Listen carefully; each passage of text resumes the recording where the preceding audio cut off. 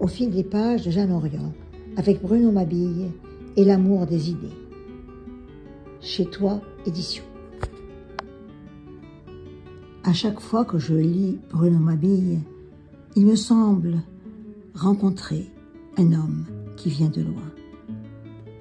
Il revient du poème au poème, Bruno Mabille, du poème douloureux de la maladie de la femme aimée à celui qui le recentre en lui, au monde.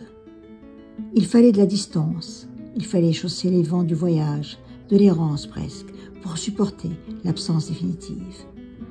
Pour seul bagage les mots, et à traverser des frontières, et à traverser des mondes. Bruno Mabille est un homme bouleversé, à vie.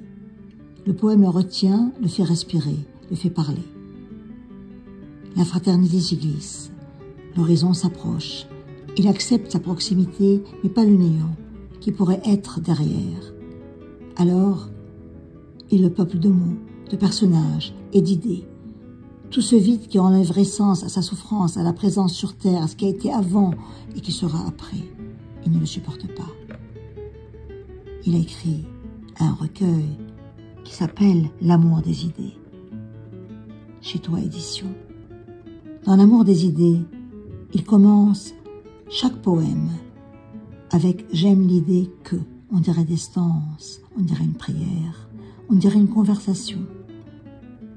Ainsi, j'aime l'idée que l'univers soit fini, mais sans bord, telle la terre, dont on peut faire le tour, mais sans jamais en trouver la limite.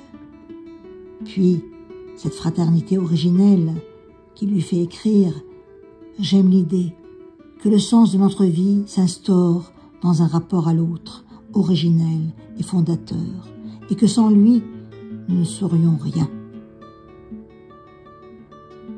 Bruno Mabille a écrit plusieurs recueils, mais peut-être que plus que des recueils, c'est une œuvre, car il y a des relais entre chacun de ses livres, une longue conversation, comme un surfilage. Cette conversation venue du bonheur, d'un bonheur intense, bouleversé par la maladie et l'absence, retrouvée pour ne pas abdiquer peut-être devant les fêlures et les failles. Il écrit « Du pacte conclu en silence, il s'en faut d'une étoile tissée dans l'air, d'un fétu de paille prêt à s'embraser, pour que nos corps puissent s'aimer, alors qu'autour de nous, tout n'est que faille.